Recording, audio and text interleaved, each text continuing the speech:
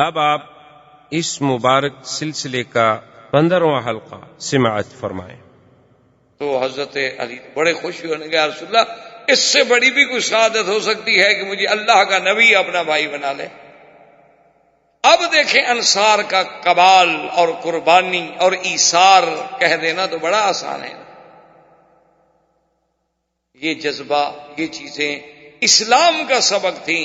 افسوس، صد افسوس کہ آج یہ تمام چیزیں غیر قوموں نے اپنا لی، ہماری ساری اچھائیاں انہوں نے لے لی اور اپنی ساری برائیاں ہمارے کھاتے میں ڈال۔ صحابی جو بھائی بنے نا جی، وہ اپنے بھائی مہاجر کو لے کے گھر گیا، اس نے کہا دیکھو میرا بھائی، اللہ کے نبی نے آپ کو میرا بھائی بنا دیا۔ ہم جو ماں کے پیٹ سے پیدا ہوتے ہیں نا، وہ تو صرف یہی ہے نا کہ ماں کہتی ہے کہ تم بھائی ہو، باپ کہتا ہے تم بھائی ہو، پتہ نہیں عورت ہے خیانت کی ہو، اللہ عالم، کیا پتہ ہو سکتا ہے۔ لیکن تمہارے بھائی ہونے میں تو کوئی شبہ نہیں کہ تمہیں تو میرے نبی محمد رسول اللہ نے میرا بھائی بنایا ہے صلی اللہ علیہ وسلم۔ اس لیے دیکھو میرا گھر ہے، اس کو 2 کمرے، ایک تمہارا ایک میرا، اگر 2 کمرے نہیں ایسے گھر ہے تو اس کو تقسیم کر لیتے ہیں، آدھا تمہارا آدھا میرا۔ میرا باغ ہے، اس میں 100 کھجوریں ہیں، 50 تمہاری 50 میری۔ بھائی جو صرف کہہ دینا تو آسان ہے نا کسی کو بھائی۔ وہ ایک لطیفہ ہے نا شورش کاشمیری، اللہ اس کی قبر پہ رحمت کرے، بہت بڑا مقرر بھی تھا، خطیب بھی تھا، ادیب بھی تھا اور بہت بڑا مجاہد بھی تھا۔ تقریباً 11 سال اس نے انگریزوں کی جیل کاٹی۔ تو وہ ایک دفعہ بھٹو صاحب سے جھگڑا ہوا تو بعد میں سلو ہو گئی، کچھ لوگوں نے درمیان میں پڑھ کے سلو کرا دی۔ تو بھٹو صاحب اس کے پاس آ گئے اس کے گھر میں، اور اس کی یہ کمزوری تھی شورش کی کہ کوئی آدمی اس کے گھر پہ چل کے آ جائے تو بس بات ختم، پھر سارے جھگڑے بگڑے۔ تو بھٹو صاحب آ گئے، بھٹو صاحب کو کسی نے بتا دیا کہ بھئی یہ بڑا ضدی آدمی ہے، مانا تو یہ انگریزوں کی جیل سے بھی نہیں، تو تمہاری سختیوں سے کب مان جائے گا یہ؟ اس کا ایک ہی کمزوری ہے، اس کے گھر چلے جاؤ بس خلاص، السلام علیکم، اس کے بعد یہ تمہاری مخالفت چھوڑ دے گا۔ وہ چپ کر کے گھر آ گیا، سلو ہو گئی۔ جب سلو ہو گئی تو بھٹو صاحب نے ہنستے ہوئے کہا کہ شورش صاحب آج کے بعد آپ مجھے اپنا بھائی سمجھیں، آپ مجھے ایز اے پی ایم بات نہ کیا کریں، مجھے پی ایم سمجھ کے آپ فون نہ کیا کریں، بلکہ آپ مجھے اپنا بھائی سمجھیں۔ تو شورش نے فوراً کہا کہ ہاں میں کوشش کروں گا، لیکن مجھے ڈر ہے کہ کہیں آپ یوسف کے بھائی۔ انہوں نے کہا ڈر ہے مجھے، یوسف کے بھی تو بھائی تھے نا جن نے کنویں میں ڈالا تھا۔ تو انہوں نے کہا بھائی تو آپ بن رہے ہیں، لیکن میں خیال رکھوں گا بہرحال پھر بھی کہ آپ میرے وہ یوسف والے بھائی تو نہیں ہیں۔ تو باہر صورت کہنے کا مقصد یہ تھا کہ بھائی کا لفظ کہہ دینا تو بہت آسان،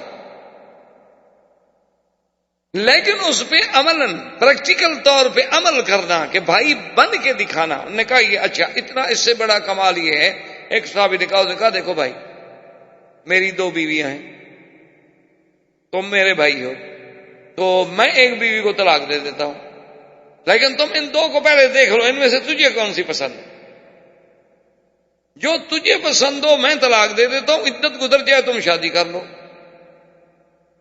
یہ انصار کا کمال تھا، اور آگے بھی تو پھر مہاجرین تھے نا، ہماری طرح تو نہیں تھے نا، ہماری طرح ہوتے تو کہتے یار بڑی اچھی بات ہے، ٹھیک ہے آدمی خود اپنی بیوی دینا چاہتا ہے تو کیا حرج ہے، خوشی سے ہی دے رہا ہے نا، ہمیں تو کوئی نہ بھی دے تو دیکھ لیتے ہیں، وہ تو ویسے دینے پہ راضی ہوا ہے، ہم تو ویسے بھی طلاقیں لے لیتے ہیں، تعویذ کر لیتے ہیں، سحر کر لیتے ہیں، جادو کر لیتے ہیں۔ اسی لیے میں تو ہمیشہ تقریروں میں بھی کہا کرتا ہوں کہ اپنے گھر میں کبھی پیر یا مولوی کو مہمان نہ رکھا کرو، اور ہر آدمی کو رکھ لیا کرو، ان 2 لوگوں سے ضرور بچا کرو۔ کئی لوگ مجھ سے ناراض ہیں، وہ کہتے ہیں یہ آپ مولویوں کی توہین کرتے ہیں، توہین سمجھیں کچھ سمجھیں۔ ایک تو مولویوں کو عادت ہوتی ہے مطالعہ کرنے کی، کتابیں پڑھنے کی، اسٹڈی بڑی کرتے ہیں، متن دیکھا، حاشیہ دیکھا، شرح دیکھی، ایک ایک لفظ دیکھا۔ اسی طرح ان کو پاؤں بھی کسی عورت کا نظر آ جائے تو یہ سر تک پہنچ جائیں، یہ مطالعہ شروع کر دیتے، عادت ہوتی۔ اور دوسری بات یہ ہوتی ہے کہ یہ غریب بھوکے ہوتے ہیں، ان کو کچھ دیکھا ہوا نہیں ہوتا، نہ تو بھوکے آدمی سے ہر قسم کے جرم کی توقع ہو سکتی۔ ایک گناہ گار آدمی نے تو سینکڑوں عورتیں دیکھی ہوئی ہوتی ہیں، اس کا دل بھرا ہوا ہوتا ہے، اس نے کیا گناہ کرنا؟ تو یہ مقام تھا صحابہ کا کہ عبد الرحمن ابن عوف نے کہا دیکھو انصاریوں بات سنو، تم نے اپنے بھائی ہونے کا حق ادا کر، لا ننسى فضلکم، ہم تمہارا احسان کبھی نہیں بھول سکتے، لیکن خدا کے لیے ایک بھائی نے کہا کہ میرے بھائی دلونی الی السوق، مجھے ایک رسی دے دو، ایک کلہاڑی دے دو، اور مجھے بتلا دو کہ لکڑیاں کہاں آتی ہیں، کہاں بکتی ہیں، جزاکم اللہ خیرا، میں لکڑیاں بیچ کے کھانا کھا لوں گا، میں بھی کسی کے دروازے پہ پڑھ کے اس کے لیے بوجھ بننا نہیں چاہتا۔ مہمان ہوتا ہے 3 دن، اس کے بعد کیا مہمان ہے بھائی، پھر تو بلائے جان ہے۔ تو اب اس مواخات کے بعد پھر حضور نے ایک حکم جاری کیا، آپ نے فرمایا کہ آج کے بعد قریش کو مدینہ منورہ میں کوئی پناہ نہیں دے گا، کسی کے وہ جیران نہیں بن سکتے، جیوار نہیں بن سکتے، کہ کل کو کوئی قریشی آ جائے مدینہ منورہ میں اور ایک آدمی کہہ دے کہ ہاں جی میرا دوست ہے میں نے پناہ دے دی ہے نا، خبردار، مشرک کو اب کوئی پناہ نہیں دے گا۔ اور دوسرا حضور نے حکم جاری کیا کہ اب کسی غیر ملک سے یا غیر قوموں سے جو معاہدے ہوں گے وہ صرف محمد الرسول اللہ کریں صلی اللہ علیہ وسلم، اب کسی یہودی کو یہ حق نہیں، اب کسی کعب بن الاشرف کو، بنو قریظہ کو، بنو نذیر کو، بنی قینقاع کو، ان کے سرداروں کو کوئی حق نہیں، اب یہ حق صرف اسلام کا ہے۔ اگر کسی قوم سے معاہدہ ہوگا، عہود ہوں گے، مواثیق ہوں گے، معاہدات ہوں گے، تو صرف ہم کریں گے اور کوئی نہیں کرے گا۔ اور اس کے بعد جناب یہ ہے کہ حضور پاک سرکار دو عالم صلی اللہ علیہ وآلہ آلہ واصحابہ وسلم تسلیما کثیرا کثیرا نے نماز کا حکم، کیونکہ یاد رکھیں نماز میں کئی ادوار گزرے ہیں، جو نماز ہم پڑھتے ہیں، جو اہم العبادات، جو صلہ ہے بین العبد و بین الرب، اس پہ کئی ادوار گزرے ہیں۔ پہلے زمانے میں صحابہ نماز پڑھتے تھے لیکن نماز فرض نہیں تھی، یعنی ابتدائی اسلام میں مکے میں حضور بھی نماز پڑھتے تھے، صحابہ بھی نماز پڑھتے تھے، لیکن نماز فرض کوئی نہیں تھی، اپنے منشے سے کسی نے پڑھ لی، کسی نے نہ پڑھی۔ پھر سب سے پہلے فرض ہوئی نماز کون سی؟ یہ 5 نمازیں نہیں، صرف تہجد، تہجد رات کی نماز فرض ہوئی حضور پر بھی اور صحابہ پر، کہ یا ایھا المزمل قم اللیل الا قلیلا نصفہ او انقص منہ قلیلا او زد علیہ ورتل القرآن ترتیلا۔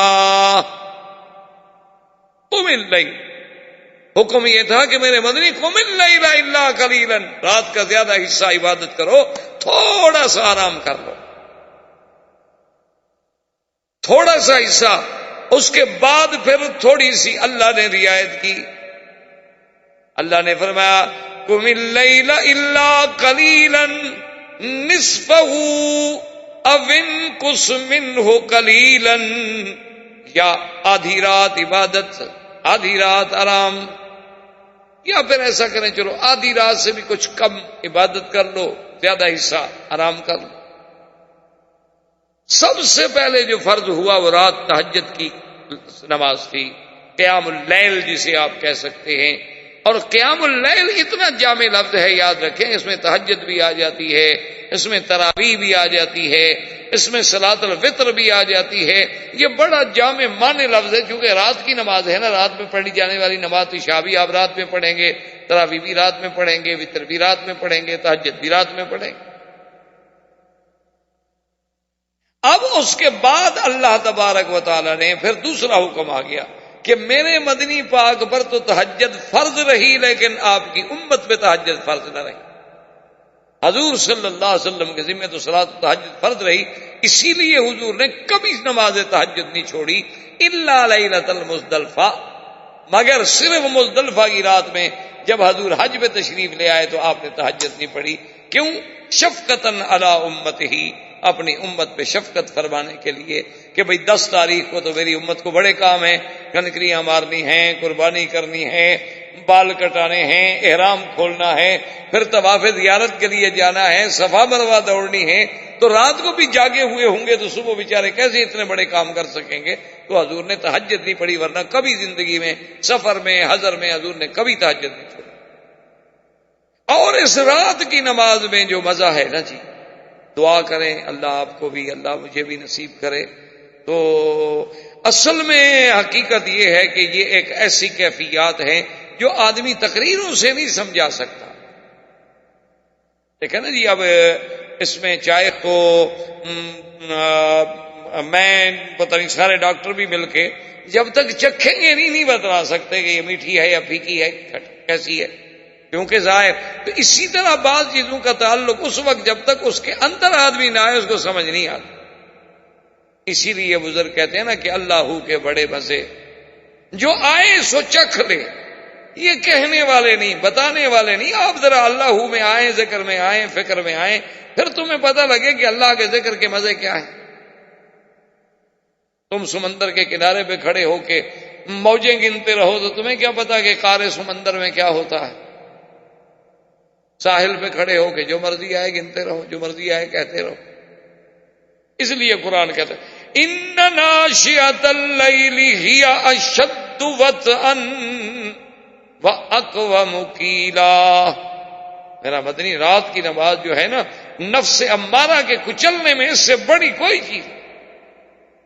یہ انسان کے اندر جو نفس امارہ ہے نا، جو بڑائی ہے، جو اکڑ ہے، جو غرور ہے، جو انا پرستی ہے، اس کو کچلنا ہو تو پھر یہ رات کی نماز ہے کہ آرام ہے، اے سی چل رہا ہے، بڑا عین سکون ہے، اور بہترین قسم کے بستر پہ اپنی بیوی کے ساتھ لیٹا ہے۔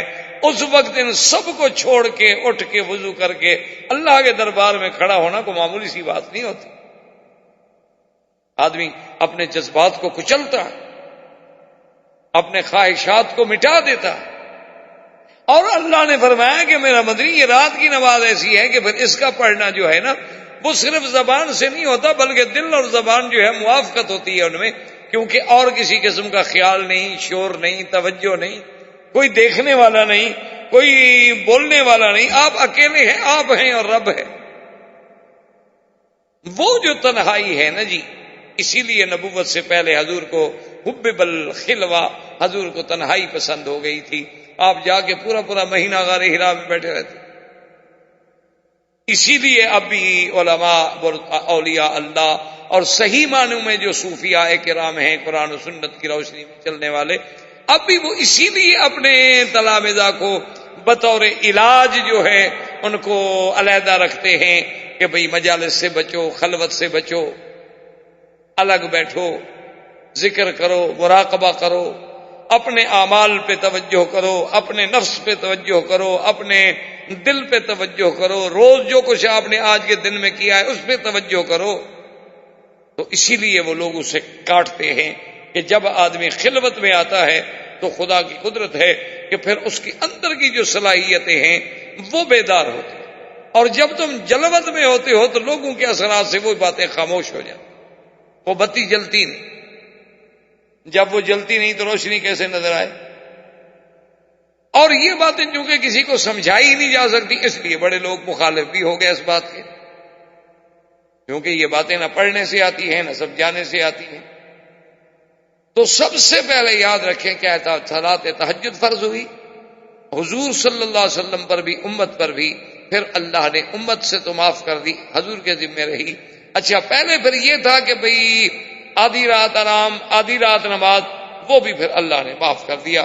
فرمایا فَقْرَؤُوا مَا تَيَسَّرَ مِنَ الْقُرْآنِ عَلِمَ أَن سَيَكُونُ مِنْكُمْ مَرْضَىٰ۔ اللہ نے فرمایا میرا مدنی، اب اجازت ہے آپ کی امت کو جتنا پڑھ سکے نا بس پڑھ، کیوں اللہ جانتا ہے تم میں بیمار ہوں گے، تم میں مجاہد ہوں گے، تم میں کاروباری لوگ ہوں گے، صبح اس نے جا کے ڈیوٹی پہ جانا ہے، اور پھر بیچارہ رات کو ساری رات اگر تہجد میں جاگتا رہے تو پھر کیسے جا سکے گا؟ تو لہذا اب اس کے لیے راحت ہے، آرام ہے، جتنی پڑھ سکے، بس باقی سب اللہ نے معاف کر دیا۔ تو نماز کی پہلی سٹیج یہ تھی۔ دوسری سٹیج نماز کی یہ تھی کہ اللہ نے 50 فرض کی معراج کی رات کہ 50 نمازیں پڑھیں۔ وہ ایک دفعہ حضرت مفتی محمود صاحب رحمۃ اللہ علیہ کا وقت کے پریزیڈنٹ سے مخالفت تھی، تقابل تھا، تو اس نے ایک مجلس میں آپس میں مذاکرات ہو رہے تھے، تو اس نے کہا کہ مفتی صاحب کیا ہی اچھا ہوتا کہ اللہ میاں وہ 50 نمازیں ہی رکھتے، کم از کم آپ مولوی اسی میں تو مصروف رہتے، ہماری جان تو چھوڑتے نا۔ انہوں نے کہا کہ 50 نمازیں ہم نے تو پڑھنی نہیں تھی۔ اس نے کہا ہم تو چلو لگے رہتے نا، فارغ تھے، ہم نے تو کوئی نماز نہ 1 پڑھنی ہے نہ 50 پڑھنی ہے نہ 5 پڑھنی ہے، لیکن اگر 50 نمازیں ہوتی تو کم از کم 24 گھنٹے آپ 50 نمازوں میں لگے رہتے، ہماری جان تو چھوڑتے نا، ہمارے خلاف الگ ایجیٹیشن ہے، مظاہرے ہیں، تقریریں ہیں۔ مفتی صاحب نے کہا کہ تم تو ابھی 5 نمازوں کی طاقت کی مقابلہ نہیں کر رہے ہو، جب ہم 50 پڑھتے اس روحانی طاقت کا مقابلہ تم کر سکتے، پھر تو تم 1 گھنٹہ بھی نہ ٹھہرتے۔ ابھی تو ہمیں اتنے دن لگ گئے ہیں تمہیں ہٹانے میں، اس لیے کہ ابھی نمازیں ہماری کم ہیں۔ اگر وہ اللہ ہمیں روحانی قوت عطا فرما دیتے 50 نمازیں پڑھنے کی، تو پھر وہ نورانیت، وہ قوت، وہ ایمان جو ہوتا تو تم اس کا مقابلہ پھر کر سکتے، تم تو پھر 1 دن بھی نہ ٹھہرتے۔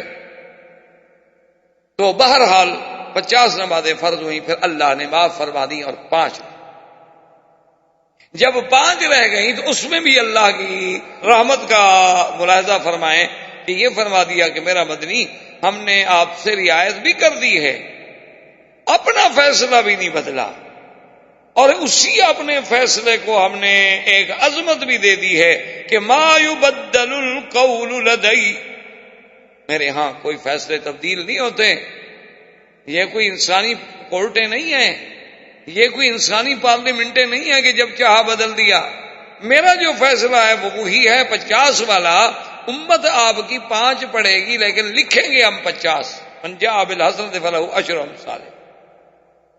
اچھا، اس قرآن کی آیت کو مرزا قادیانی پتہ ہے اس نے کیسے سمجھا؟ اس نے قوم سے وعدہ کیا کہ میں کتاب لکھوں گا جس کے 50 جلد ہوں گے، اس کے لیے میرے ماننے والے جو ہیں اتنے پیسے جمع کرائیں۔ لوگوں نے پیسے جمع کرانے شروع کر دیے، پیسے جمع ہو گئے۔ اب پیسے تو جمع ہو گئے، اس بدبخت نے لکھی 5 جلدیں، 50 نہ لکھ سکا۔ اب لوگوں نے مطالبہ کرنا شروع کیا، انہوں نے کہا جی لوگ ہمیں بڑے شرمندہ کرتے ہیں کہ یہ کیسا نبی ہے جو جھوٹ بولتا ہو، نبی ہو کر جھوٹ کیسے بول سکتا ہے، نبی تو پاک ہوتے ہیں۔ اس نے کہا 50 جلدیں، آج 2 سال گزر گئے، پیسے لے لیے، ابھی تک 5 جلدیں میدان میں آئی ہیں۔ تو مرزا صاحب نے اپنے الہامات سے الہام منتخب کر کے الفضل رسالے میں جواب دیا کہ اعتراض کرنے والے بے وقوف ہیں، اللہ نے بھی تو 5 کو 50 کہا تھا، تم بھی 5 کو 50 سمجھ لو۔ اللہ نے بھی تو نبی سے یہی کہا تھا نا کہ نماز 5 پڑھو گے لیکن لکھیں گے ہم 50، تو 5 کو انہوں نے بھی تو 50، تو آپ بھی میری 5 جلدوں کو 50 سمجھ کے پڑھ لو، بس ٹھیک ہو گیا، جھوٹ تو میں نے نہیں بولا۔ دیکھیں نا منطق کیسی ہے الٹی۔ تو اب دوسری سٹیج یہ تھی کہ 5 فرض ہو گئے، اچھا، لیکن 5 فرض ہونے کے بعد مکے میں کبھی ترتیب سے پڑھے نہیں گئے۔ مدینہ منورہ میں آنے کے بعد بھی 5 فرض یوں نہیں پڑھے گئے جیسے آپ پڑھتے ہیں۔ 5 نمازیں تو پڑھی جاتی تھی لیکن 2 رکعت کر کے، ہر نماز 2 رکعت، فجر، ظہر، عصر، مغرب، عشاء سب 2 رکعت۔ اس کے بعد پھر حکم آیا جس میں اضافہ کیا گیا نمازوں کا کہ سفر میں تو نماز 2 رکعت رکھی گئی جو اصل تھی، لیکن حضر میں اللہ تبارک و تعالیٰ نے اس کو زیادہ کر دیا کہ ظہر کی 4، عصر کی 4، عشاء کی 4، مغرب کی 3، لیکن فجر کی 2 رہنے دی گئی اپنی اصل پہ۔ تو نماز میں یہ ادوار آئے، اور یہ سارے دور کہاں آئے؟ مدینہ منورہ میں ہجرت کے بعد۔ اب اسی طرح دیکھیں کہ پھر نماز پڑھنے کے لیے ایک مسئلہ تھا، ابھی نماز کیسے اکٹھے پڑھیں؟ کوئی انتظام تو تھا نہیں اکٹھے پڑھنے کا، کیسے جمع ہوں، کیا کریں؟ 2 آدمی 4 آدمی سورج کو دیکھ کر سائے کا اندازہ لگا کہ بھی ہاں اب زوال ہو گیا ہے، ہم نے نماز پڑھنے جانا ہے ظہر کی۔ اچھا جی، اب سایہ جو ہے 1 مثل ہو گیا، 2 مثل ہو گیا، اب ہم نے عصر کی پڑھنی ہے۔ اب جی غروب ہو رہا ہے، ہم نے عشاء کی پڑھنی ہے، اب عشاء مغرب کی پڑھنی ہے، اور مغرب کے غروب کے بعد جی اب شفق ڈوب گیا، چلو جی ہم جا کے عشاء کی نماز پڑھائیں۔ تو اس سے اندازہ لگایا جاتا تھا، اور کوئی چیز جمع کرنے والی مسلمانوں کے پاس نہیں تھی کہ اس سے وہ جمع ہو جائیں۔ اس پہ حضور نے ایک دن صحابہ کو بلایا، آپ نے فرمایا کہ بھی مشورہ کرو، یہ تو بڑی مشکل بات، کسی کو سایہ نظر آیا، کسی کو سایہ نظر نہیں آیا، کوئی بیچارہ زوال کو صحیح طریقے سے سمجھ سکا، کوئی نہ سمجھ سکا، یہ تو بڑا مشکل۔ اس کے لیے ہمیں اہتمام کرنا چاہیے۔ اچھا پھر دو آدمی جائیں جی بلاؤ سب کو، نماز نماز نماز، چلو کوئی گھر ہے کوئی نہیں، کسی نے آواز سنی کسی نے نہیں سنی، تو صحابہ نے کہا ٹھیک ہے۔ ایک صحابی نے کہا یا رسول اللہ صلی اللہ علیہ وسلم میری تجویز یہ ہے کہ ہم ایسا کیوں نہ کریں کہ آگ جلا دیا کریں، آگ کی روشنی دے کے سمجھے مسجد کے قریب سے آگ کی روشنی اٹھے۔ تو انہیں کہا، انہوں نے فرمایا بھئی یہ آگ سے تو اچھی بات نہیں ہے، اور آگ جو ہے یہ تو مجوسیوں نے اس کی عبادت کی ہوئی ہے، اس کو جلاتے ہیں، اسی لیے آپ نے دیکھا نا جی کہ آتش پرست جو ہیں آج بھی موجود ہے، مجوسی پارسی جنہیں آپ پارسی کہتے ہیں، اور ان کا عقیدہ ہے کہ ان کے جو معبد ہے ان میں آگ جلتی رہے، آگ بجھ نہیں چاہیے، کیوں آگ بجھ گئی تو خدا بجھ گیا نا۔ تو حضور نے فرمایا کہ نہیں یہ تھے نہیں۔ انہوں نے کہا حضور ایسا کرتے ہیں کہ ناقوس جو ہے، ناقوس کہتے ہیں سینگ ہوتے ہیں، سینگ آپ نے دیکھا ہوگا ہندوستان میں پاکستان میں ہمارے ملکوں میں یہ مرضیں موجود ہیں نا، وہ سینگ بجانے والے فقیر ہوتے ہیں، آواز دیتے ہیں، بھیک مانگتے رہتے ہیں، جوگی ووگی اس قسم کے کالے سے سینگ اٹھائے ہوتے ہیں، اس میں آواز مارتے ہیں، وہ بچے خوش ہو گئے اکٹھے ہو گئے، انہوں نے بھیک مانگ لی، انہوں نے اپنے پیسے اکٹھے کر دیے، تو اس کو ناقوس کہتے ہیں عربی میں۔ تو نصارہ جو تھے یہ بھی اپنے گرجاؤں کے باہر ناقوس کے ذریعے آواز دیتے تھے اور لوگ عبادت کے لیے جمع ہوتے تھے۔ تو انہوں نے کہا کہ جی ہم ناقوس لے لیتے ہیں، اور اذان کے وقت میں ایک آدمی دیوار پہ کھڑا ہو گیا اور ناقوس بجایا، لوگ سمجھ گیا ابھی ظہر کا وقت ہو گیا۔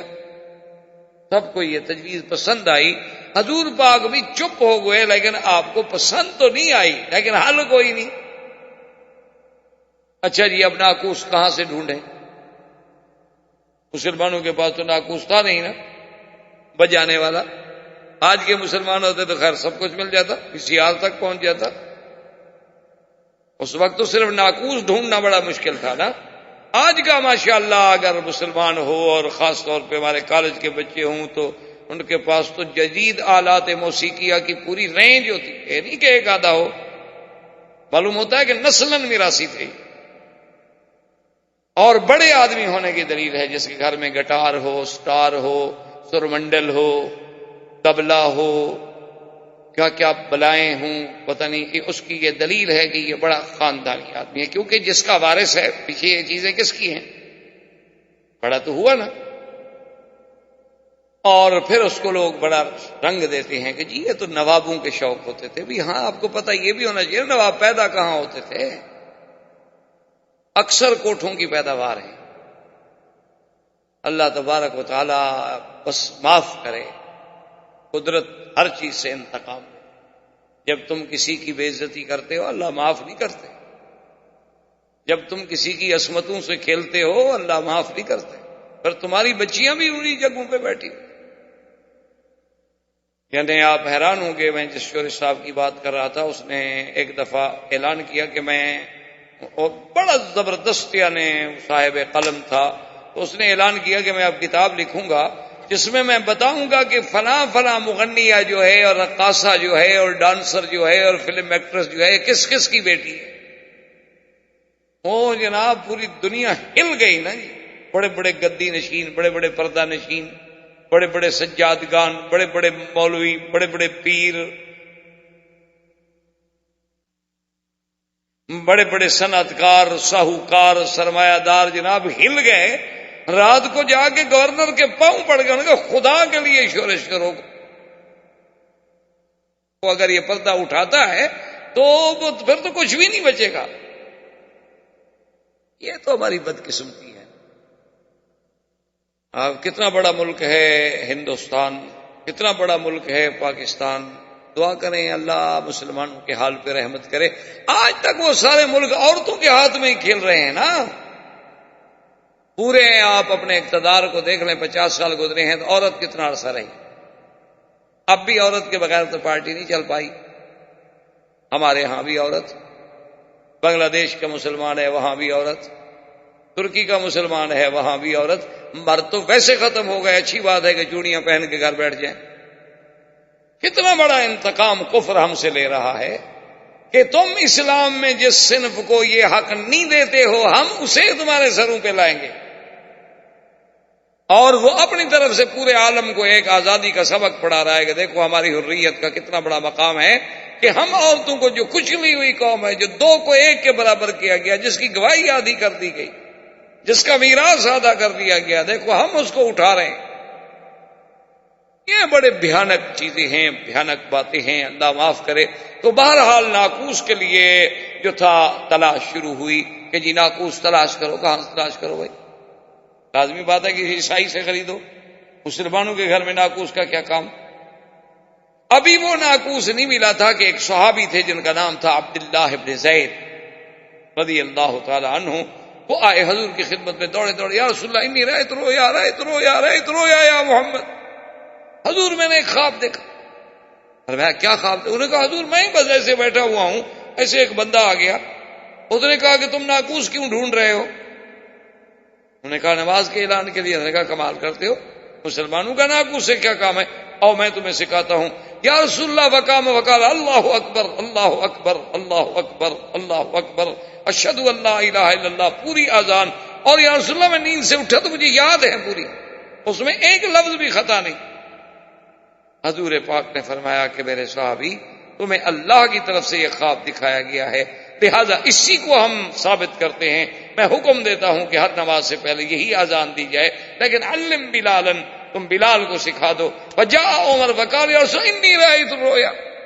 حضرت عمر آئے، انہوں نے کہا رسول اللہ میں نے خواب دیکھا ہے، مجھے اذان دکھائی گئی، سنائی گئی. انہوں نے کہا تم نے کیا سنا؟ حضرت عمر نے وہی سنا دی، حالانکہ پہلے تو اذان تھی نہیں. فأقر رسول اللہ صلی اللہ علیہ وسلم، حضور پاک نے اس کو ثابت کر دیا. اس لیے ایک مسئلہ سمجھ لیں کہ مثلا کوئی کام دوسرا کرے حضور کے سامنے اور حضور اس کو منظور کر لے تو وہ بھی سنت ہوتی ہے. اگر وہ کام غلط ہو تو حضور روک دیں گے فوراً. یعنی حضور کا خود کرنا وہ بھی سنت، حضور کا فرما دینا، خود نہیں کیا لیکن ایک حکم دے دیا، اس پر عمل کرنا بھی سنت ہے. اور حضور کے سامنے کوئی دوسرا عمل کرے لیکن اس کو حضور منع نہ فرمائے وہ بھی سنت ہے. اس لیے کہ اگر وہ کام غلط ہو تو حضور تو روک دیں گے. حضور کیسے اجازت دیں گے کہ اللہ کے نبی کے سامنے غلط کام ہوتا رہے؟ تو حضور پاک نے اذان کو ثابت کر دیا. اس کے بعد سے سب سے پہلا مؤذن اسلام جو ہے وہ سیدنا بلال رضی اللہ تعالی عنہ ہے. اس کے بعد مؤذن ہوئے، اس کے بعد عبداللہ ابن ام مکتوم بھی مؤذن ہے. حضور پاک رمضان میں دونوں کی ڈپٹی لگاتے تھے کہ بلال اذان دے گا لوگ ساری کھانا شروع کر دیں، عبداللہ ابن ام مکتوم اذان دیں گے بند کر دیں. بھائی روزے کا ٹائم ختم ہو گیا تو اس وقت عبداللہ ابن مکتوم بھی مؤذن بنے. اور اسی طرح ابی محذورہ رضی اللہ تعالی عنہ وہ بھی مؤذن تھے محمد الرسول اللہ کے، لیکن ان کو حضور نے پھر مکے کا مؤذن بنایا. ابھی محذورہ جو تھے ان کو حضور صلی اللہ علیہ وسلم نے مؤذن بنایا مکہ مکرمہ میں، اور ان کو حضور نے اذان بھی خود سکھلائی. یعنی آپ حیران ہوں گے کہ ابھی محذورہ کہتے ہیں کہ ہم چھوٹے چھوٹے لڑکے تھے نوجوان، حضور کا قافلہ رکا ہوا تھا تو نماز کا وقت ہوا تو انہوں نے اذان دی، تو ہم سارے کافر بچے جو تھے نا اکٹھے ہو کے مسلمانوں کے اس قافلے کے قریب آ گئے تو ہم نے بھی اسی طرح نقل کرنی شروع کی. جب بلال گئے اللہ اکبر، ہم نے کہا اللہ اکبر، ہم بھی چھیڑے شرارت. حضور نے صحابہ کو حکم دیا ان کو پکڑ لیا. صحابہ بھاگے، پکڑ لیا، تو بچے کھیل رہے تھے. جب پکڑ لیا حضور نے فرمایا اچھا تم میں سب سے زیادہ اونچی آواز کس کی تھی جو زیادہ شور مچا رہا تھا؟ ابھی معذورہ کہتے ہیں میں ڈر گیا جو کہ سب سے آواز بلند تو میری تھی ان سے، میں تو خیر چپ کر گیا، لیکن سب نے کہا حضور یہ تھا جیسے بچے پکڑ لیا نا، وہ کہتا اس نے مارا تھا، میں نے تھوڑا مارا، اس نے مارا تھا. حضور نے کہا اچھا تم سب جاؤ، تم بیٹھے رہو. یہ تو پھر نصیب کی بات ہے نا. مکتب عشق کے انداز نرالے دیکھے، چھٹی بھی اس کو نہ ملی جس نے سبق یاد کیا. یہ تو نصیبوں کی باتیں ہیں، یہ ہر کسی کے بس میں نہیں ہے. حضور نے فرمایا اچھا تم زیادہ شور کر رہے تھے، کیوں؟ آپ نے بولا اچھا دیکھو ادھر قریب آئے، قریب. آپ نے فرمایا اب جو میں کہتا ہوں تم اسی طرح کہو. اللہ اکبر کہو. وہ کہے بیچارہ اللہ. آپ نے کہا اس وقت تم چیخ رہے تھے، اب ایسا ایسا کہتے ہو، زور سے کہو. اب وہ ڈر کے مارے زور سے کہے. جب اذان ختم ہو گئی تو انہوں نے فرمایا جاؤ.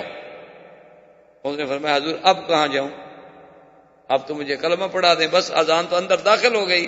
اللہ کے نبی کا القاء کرنا کو مذاق تھی. اللہ کا نبی جب کسی کو خود پڑھا رہا ہو وہ سبق صرف زبانوں تک نہیں رہتا، وہ تو پھر دلوں میں اتر جاتا ہے. جب پڑھانے والا محمد مصطفیٰ صلی اللہ علیہ وسلم، ان کی بات پھر کون بھول سکتا. اتنی دیر کی صحبت، حضور کا اس کو توجہ بھر کے دیکھنا، حضور کا خود اس کو پڑھانا، یہ کوئی معمولی سی بات تو نہیں ہوتی نا. اسی کا اقبال نے کہا تھا نا کہ نگاہ مرد مومن سے بدل جاتی ہے تقدیریں. وہ ہر مومن مومن نہیں ہوتا. تو اب جناب ابھی محظورہ کو حضور نے مؤذن مکے کا بنا دیا. تو اب یہ اذان کا ابتدا جو ہے اذان کی وہ کہاں سے ہوئی؟ مدینہ منورہ سے. اور نماز کی ترتیب کے ساتھ جماعت کا قیام کہاں سے ہوا؟ مدینہ منورہ سے. اچھا، اور خدا کی شان ہے کہ اسی اثنا میں ہجرت کے فوراً بعد مدینہ منورہ میں ایک عجیب کیفیت پیدا ہو گئی کہ کسی مسلمان کے گھر میں کوئی بچہ اگر لڑکا پیدا ہو تو مر جائے اور لڑکی پیدا ہو تو زندہ رہے. یعنی عجیب بات تھی. یعنی دنیا میں ایسا کبھی نہیں ہوتا کہ 4 مہینے ہجرت کے بعد کسی مسلمان کے گھر میں پہلے تو لڑکا ہوتا ہی نہیں تھا، لڑکی ہو جائے، اور اگر لڑکا پیدا ہو وہ مر جائے.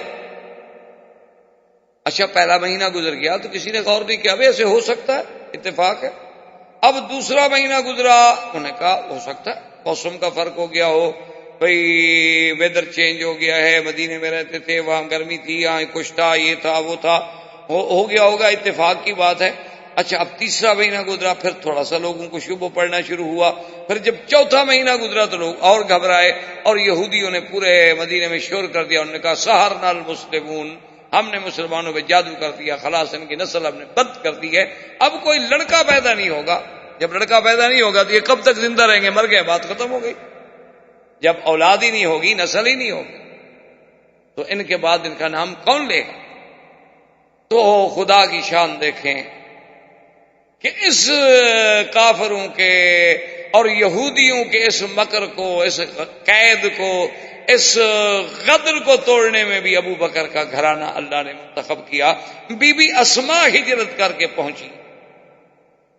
اور بی بی اسماء کون ہے؟ اخت عائشہ بنت ابی بکر، بی بی عائشہ کی بہن ہے اور ابو بکر کی بیٹی ہیں، لیکن دونوں کی ماں علیحدہ ہے.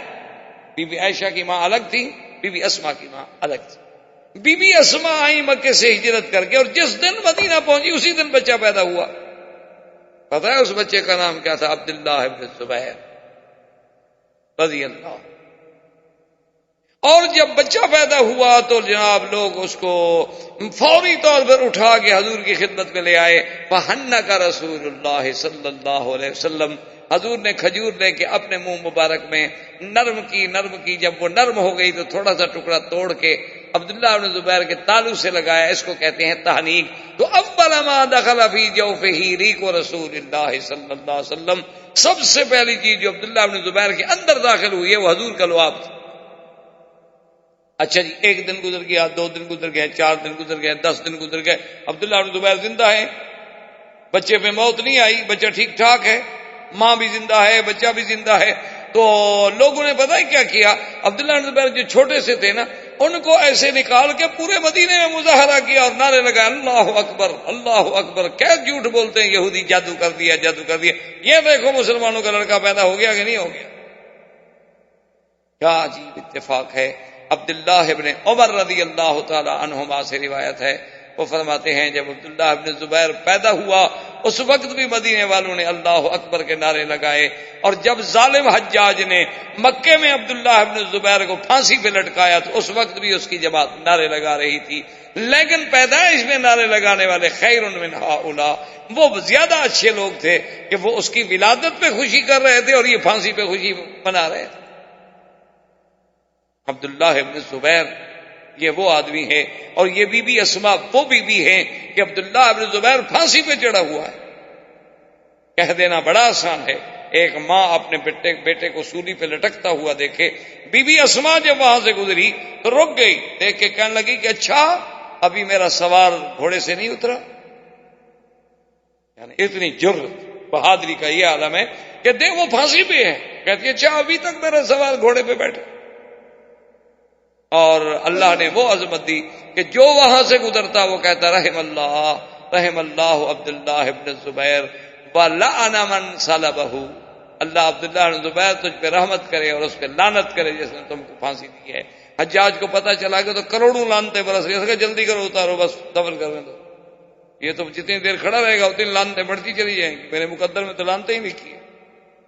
تو یہ سب سے پہلا واقعہ جو تھا یعنی بچہ پیدا ہونے والا اور اس رسم بد کو توڑنے والا، یہ بھی مدینے کی ہجرت کے یعنی حضور صلی اللہ علیہ وسلم کے ورود مدینہ کے بعد پیش آیا۔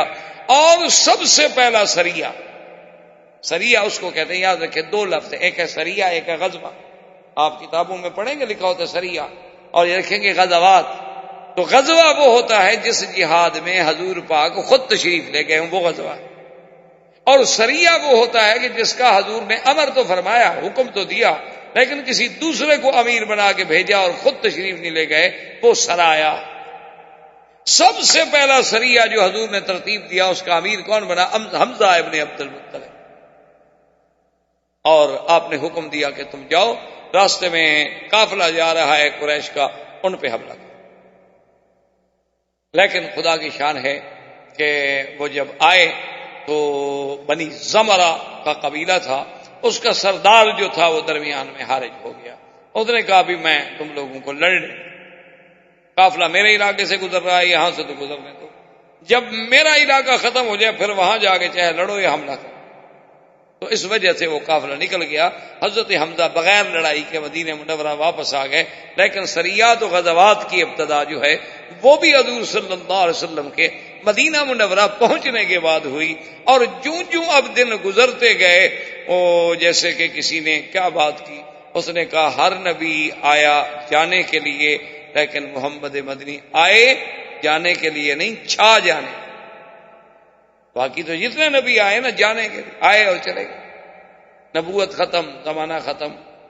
لیکن اللہ کے نبی کی شان یہ تھی کہ جوں وقت گزرتا جا رہا تھا، وَلَلْآخِرَةُ خَيْرٌ لَكَ مِنَ الْأُولَىٰ وَلَسَوْفَ يُؤْتِيكَ رَبُّكَ فَتَرْضَىٰ وَاللَّهُ تَعَالَىٰ عَالِمٌ وَعِلْمُهُ أَتَمُّ وَمَا عَلَيْنَا إِلَّا الْبَلَاغُ۔ برادران اسلام، واجب الاحترام بزرگوں، دوستوں، عزیز نوجوانوں، الحمدللہ کہ سلسلہ دروس میں سیرت پاک، سیرت حبیب کبریاء سیدنا محمد مصطفیٰ صلی اللہ علیہ وسلم پر بیان کرنے کا اللہ نے ہمیں موقع بخشا۔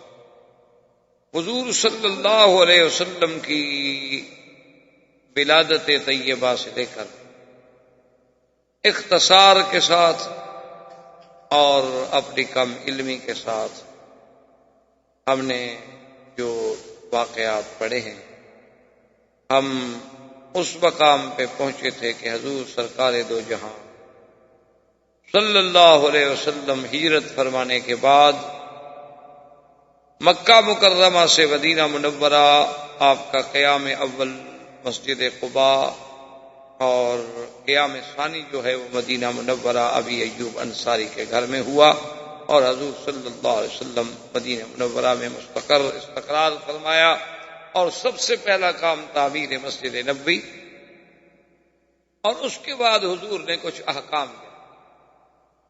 جن احکام میں ایک حکم تو یہ تھا کہ قریش کو کسی شکل میں پناہ نہیں دی جائے، اور نمبر 2 یہ حکم تھا کہ اب اگر کوئی معاہدے ہوں گے باہر کے قبائل سے تو وہ صرف حضور صلی اللہ علیہ وسلم ہی فرمائیں گے اور کسی کو حق نہیں۔ اور حضور صلی اللہ علیہ وسلم نے سب سے پہلا مدرسہ جو قرآن پاک کا مدرسہ تھا، جسے آپ تعلیم قرآن بھی کہہ لیں، تحفیظ قرآن بھی کہہ لیں، اسی مسجد نبوی میں آپ نے جاری فرمایا کہ جو اصحاب رسول اس مسجد میں رہتے تھے تو وہ حضور صلی اللہ علیہ وسلم سے اللہ کا قرآن سن کے یاد کیا کرتے تھے۔ تو مسجد و مدرسے کی ابتدا، اور اس کے ساتھ ساتھ یہ بھی آپ ذہن میں رکھ لیں کہ جتنی زندگی میرے مدنی سرکار نے مکہ میں گزاری تو آپ کے مخالف مشرکین کافر تھے، مشرک تھے، وثنی تھے، بت پرست تھے، لیکن جب حضور صلی اللہ علیہ وسلم مدینہ منورہ تشریف لے گئے تو کافر تو خیر پہلے ہی مخالف ہوتا ہے چاہے وہ کہیں، کیونکہ حضور صلی اللہ علیہ وسلم کے یہ فرمان ہے کہ الکفر ملت واحد، کفر پوری دنیا میں مشرق میں ہو، مغرب میں ہو، شمال میں ہو، جنوب میں ہو، وہ ایک ملت۔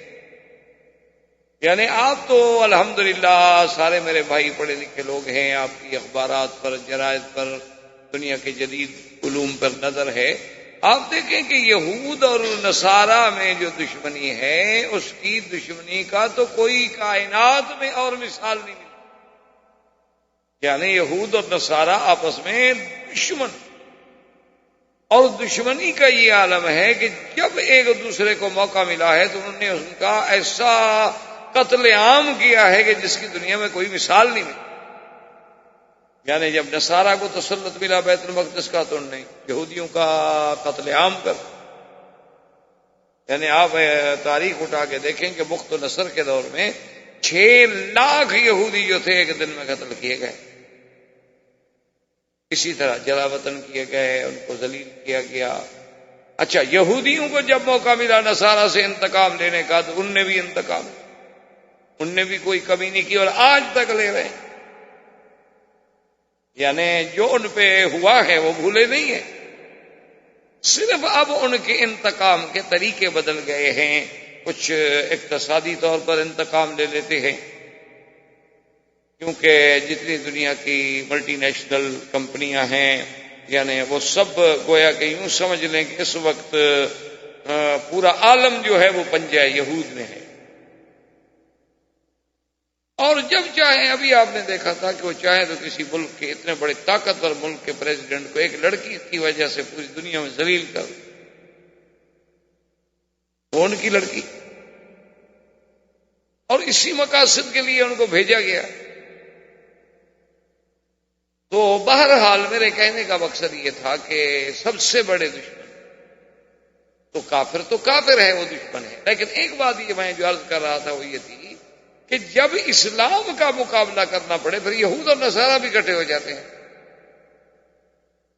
یعنی ابھی آپ نے کچھ عرصہ قبل پوپ جو ہے عیسائیت کا سب سے بڑا ان کا جو بابا ہے نے کہا کہ اچھا وہ یہودیوں نے جو ہم سے کیا ہم نے معاف کیا، ہم نے ان کو معافی خلاص، ہم اب ایک۔ تو جہاں جہاں اسلام کا مقابلہ کرنا پڑے، مقابلے پر اسلام ہو تو پھر کفر ایک، وہ کفر یہود کا ہو، وہ کفر حنود کا ہو، مسجد اقصی توڑنی ہو یا بابری توڑنی ہو، بات ایک، مسجد تو مسجد ہے، کہیں بھی بیٹھ کے کفر فیصلہ ایک کرتا ہے اسلام کا، جو آپس میں چاہے کتنے دشمن ہوں لیکن تمہارے لیے سب ایک۔ تو حضور صلی اللہ علیہ وسلم سرکار دو جہاں کو مکے میں مشرکوں سے مقابلہ کرنا پڑا، اور جب حضور مدینہ پاک میں تشریف لے آئے تو اب مخالفین بھی بدلے، کافر تو پہلے مخالف تھے، پھر یہود میں اضافہ ہوا کہ یہود کے بڑے قبیلے جو تھے، سب سے بڑا قبیلہ جو تھا ان کا بنی نذیر تھا، اس کے بعد بنی قریظہ تھے، اس کے بعد بنی قینقاع تھے، یہ سب کے سب مدینہ منورہ میں آباد تھے، اور ان کی بڑی قوت، طاقت، ان کے اپنے محلات، قلعے اور بڑے بڑے حصون، بڑی بڑی دیواریں، اور پورے مدینے کی آبادی کو لے کر خیبر تک اور یمبو تک اور رابق تک، اور ان سب کو اپنے سودی نظام میں جکڑا ہوا تھا، سب لوگ مقروض تھے ان کے ہاتھ میں، اور وہ یہ خواب دیکھ رہے تھے کہ بھئی اب سیادت اور قیادت جو ہے ہمیں ملے گی، اور ایک نبی جب پیدا ہوں گے تو ہم مسلمان ہو جائیں گے، ہم اس نبی کا ساتھ دیں گے اور پوری دنیا میں پھر ہمارا غلبہ ہوگا۔ لیکن جب حضور صلی اللہ علیہ وسلم کی ولادت ولد اسماعیل سے ہوئی تو وہ بدبخت حسد میں مبتلا،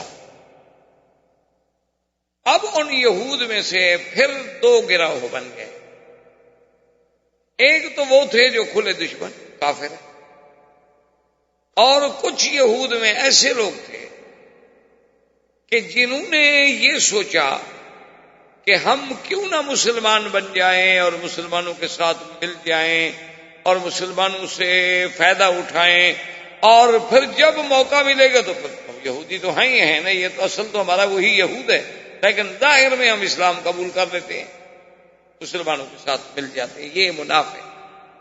اس کو شریعت کی اصطلاح میں، قرآن کی اصطلاح میں کہا جاتا ہے منافق، کہ ظاہر کچھ کرتا ہو اور باطن میں کچھ رکھتا ہو، اسی کا نام نفاق ہے۔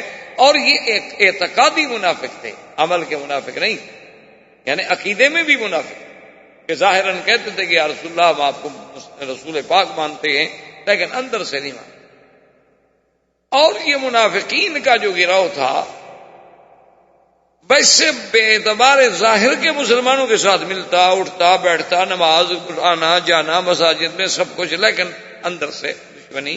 تو اب حضور کے سامنے محاذ بن گئے، یعنی ایک مشرکین کا، ایک یہود کا، اور ایک ان منافقین کا جو ظاہر میں دوست بنے ہوئے ہیں، اندر سے سب سے بڑے دشمن۔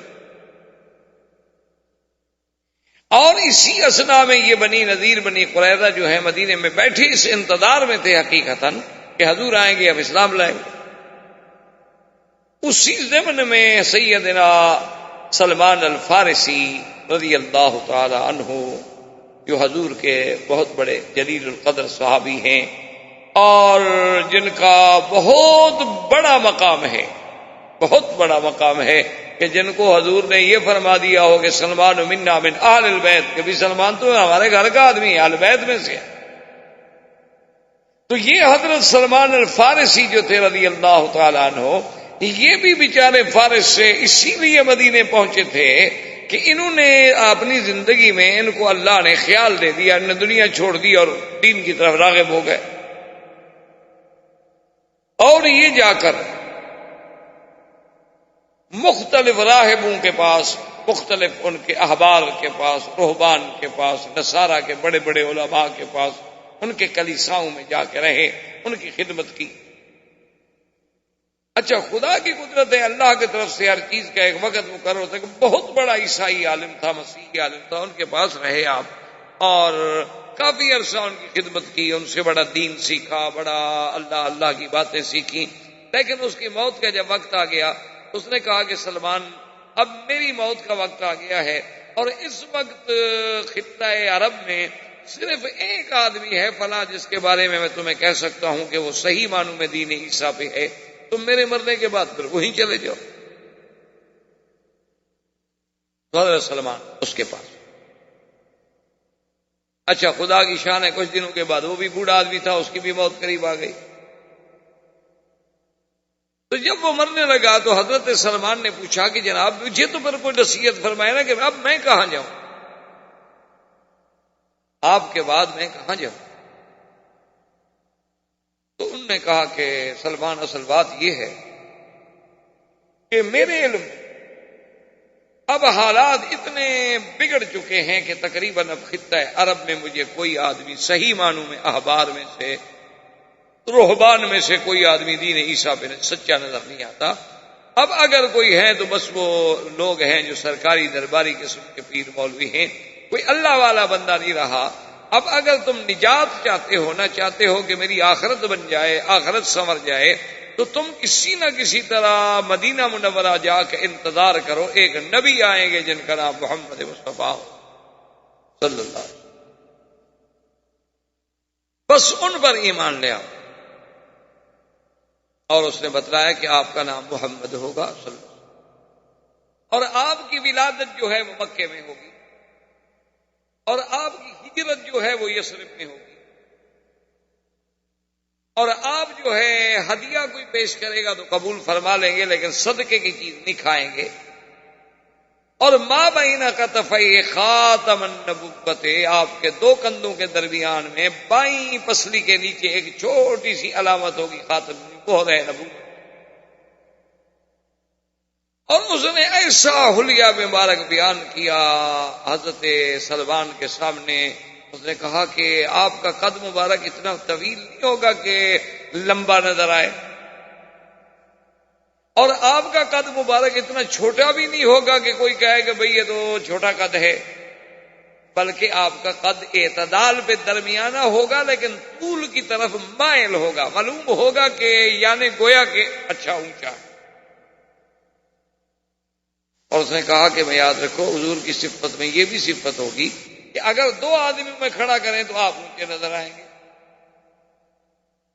اور 1,00,000 آدمی میں کھڑا کریں پھر بھی آپ اونچے نظر آئیں گے، اور جب چلیں گے تو معلوم یہ ہوگا کہ اوپر سے اتر رہے ہیں، اور زمین پر پاؤں جو ہے آپ پوری قوت سے رکھیں گے، یہ نہیں کہ ایسے ہلکا ہلکا پاؤں رکھیں، پوری قوت سے جما کے رکھیں گے، اور حضور کا چہرہ جو ہے تدویرم ما، آپ کا چہرہ مبارک گول ہوگا، لیکن ایسا گول نہیں کہ پرکار سے جیسے آپ گلائی کھینچ لیں، بلکہ ایسی گلائی جو تھوڑی سی کتابی ہونے والی ہو، جو عین جمال ہوتا، یعنی چہرہ لمبوترا ہو تب بھی تو خوبصورت نہیں، اور چہرہ اتنا گول ہو کہ اس میں بالکل 100% گلائی ہو جائے جیسے سورج کا حالہ ہے، تو وہ بھی حسن و جمال کے خلاف ہے، یعنی تدویر اما، ایسا گول کہ ہلکا سا کتابی ہونے کی طرف مائل، اور حضور کا رنگ مبارک جو ہے ابیض اللین، ابیض اللون مشرب بالحمرۃ، حضور کا رنگ مبارک سفید لیکن ایسا جس میں سرخی جھلکتی، اور حضور صلی اللہ علیہ وسلم جو ہے اشکل العینین، اور اسی طرح اکحل العینین، کہ آپ کی آنکھیں مبارک جو ہیں بڑی وسیع، اللہ غزالی آنکھیں جسے آپ کہتے ہیں نا، غزال کی آنکھیں، اور اسی طرح حضور صلی اللہ علیہ وسلم کا آنکھیں مبارک جو ہے اکحل العین، اکحل العینین کا کیا معنی ہے کہ جب کوئی آدمی دیکھے تو محسوس ہو کہ حضور ابھی سرما پہن کے آ رہے ہیں، سرما آلود آنکھیں، حالانکہ آپ نے سرما نہیں پہنا ہوا ہوتا، قدرتی تھی۔ ویسے حضور صلی اللہ علیہ وسلم کی سنت مبارک تھی کہ ساری زندگی آپ سفر میں سرما، کنگھی اور مسواک یہ ہمیشہ ساتھ ہوتا تھا۔ اب تو خیر ماشاءاللہ ڈاکٹر لوگ ہیں آپ کے ہاں، تو سرما پہننا منع ہے، ہم تو ملا لوگ ہیں نا پرانے، کیا کریں، جس نبی کے نام پہ روٹی کھاتے ہیں ہم نے تو اسی کا گیت گانا ہے، ہم تو بہرحال نہ نئی تہذیب کو مان سکتے ہیں نہ نئی ڈاکٹری کو مان سکتے، کہتے ہیں جی سرما بالکل اس میں سیسا ہوتا ہے، آدمی اندھا ہو جاتا ہے، پہلے جو 100 سال سے پہن رہے ہیں وہ سارے اندھے ہو گئے تھے، صرف یہ جب سے ڈراپس نکلے ہیں لوگ ماشاءاللہ اب کوئی اندھا نہیں ہوتا، سب ٹھیک ہے،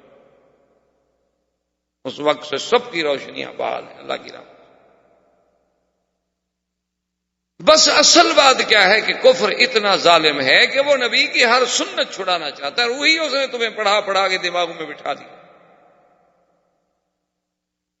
ورنہ آپ حیران ہوں گے، آج بھی اگر آپ کو ممیری ایک دوائی ہوتی ہے، ممیرہ مذکر ہے اور ممیری مؤنث ہے، یہاں ممیرہ تو ملتا ہے لیکن ممیری مؤنث جو ہے وہ نہیں ملتی، بوٹی ہوتی ہے، وہ آپ کو مل جائے، آپ 8 دن اس کو پہنے، اگر آپ کی نظر 4 نمبر کی ہے نا، کو ہفتے میں اگر آپ 0 پہ نہ آ جائیں، جو مجھے آئے سزا دیں، آپ آرام میں بیٹھے ہوئے، 4 نمبر کی اینک والے لوگوں نے پہنا اور 0 بالکل، اس نے کہا بس یہ اینک اتار کے پھینک دی، مشکل یہ ہے کہ نہیں ملتی، اب بنانے والے نہیں ہیں، کون محنت کرے، کون رگڑے، کہاں سے وہ کھرل لے آئیں، اب کھرل ایسے ملتے ہیں جس میں پتھر بھی ساتھ مل جاتے ہیں، تو آدمی نندا ہونا ہے،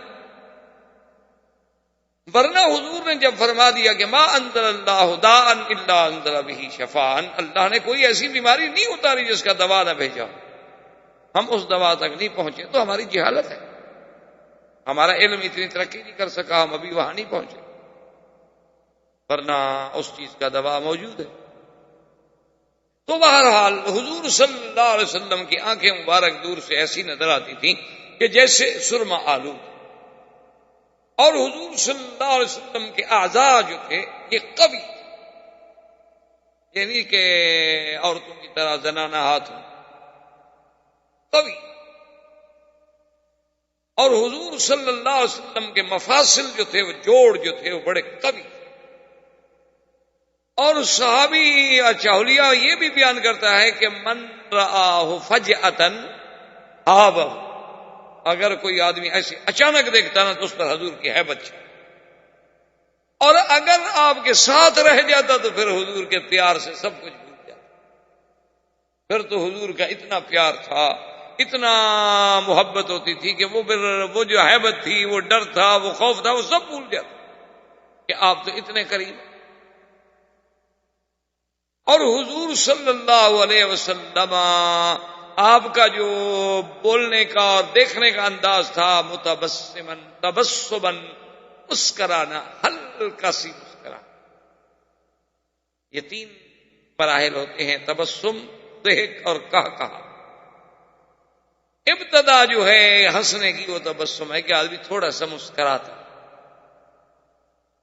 اس کے بعد پھر ہنستا ہے، اس کے بعد پھر منہ پھاڑ کے کہے لگاتا وہ کہا. اب چونکہ حضور کو کہا پسند نہیں تو ہمیں انگریز نے پڑھایا کہ کہا لگاؤ پھیپڑے کبھی، زور زور سے ہنسو پاگلوں کی طرح. کیوں؟ قرآن کی مخالفت کرنی ہے، نبی کی مخالفت کرنی ہے، ورنہ پھیپڑے کو ہوا دینے کی اور بھی. آپ لمبے لمبے سانس لیں تب بھی تو پھیپڑے کو ہوا مل جائے گی، ضروری ہے کہ کہا لگائیں. آپ ناک سے سانس لے کے منہ سے نکالیں تب بھی آپ کا وہی کام اللہ پاک کر دیں. آپ لمبی دوڑ لگا لیں خود بخود سانس چڑھ جائے گی، پھول جائے گی، نکلے گی، سارا کام خود بخود ہو جائے گا. تو بہرحال تو حضور کا ایسا حلیہ کھینچا نا کہ حضرت سلمان کہتے ہیں کہ میں نے حلیہ دماغ میں بٹھا دیا. اچھا وہ عالم بھی مر گیا، بوڑھا آدمی تھا، موت آئی. اور خدا کی شان ہے، اچھے لوگ تو ویسے مرتا تو ہر کوئی وقت پر ہے، لیکن محاورہ یہ ہوتا ہے کہ اچھے لوگ چلے جاتے ہیں. محاورے میں لوگ کہتے ہیں اللہ میں ابھی تو اچھوں کو بلاتے ہیں، حالانکہ ہر کسی کا واقعی وقت مقرر ہے. لیکن یہ ٹھیک ہے کہ علامات قیامت میں ہے کہ علماء جلدی مریں گے، علماء کی موت آئے گی، کیونکہ جب عالم نہیں رہیں گے تو علم خود بخود نہیں رہے گا. ان اللہ یقبض العلم بقبض العلماء، علم کیسے قبض کیا جائے گا؟ علماء کو اٹھا لیا. پھر کیا ہے؟ پھر پروفیسر بن جائیں گے ماشاءاللہ، ڈاکٹر بن جائیں گے. اب تو قرآن و حدیث کے بھی ڈاکٹر ہیں ماشاءاللہ، وہ آپریشن کرتے ہیں قرآن حدیث. جیسے آپ کے ڈاکٹر اعضاء کے ڈاکٹر ہیں نا جی، آنکھ کان کا ڈاکٹر ہے تو ماشاءاللہ وہ پیٹ کا نہیں جانتا، پیٹ کا ڈاکٹر تو آنکھ کان کا نہیں جانتا کہ ایک کا علاج کرے گا تو دوسرا خراب ہوگا.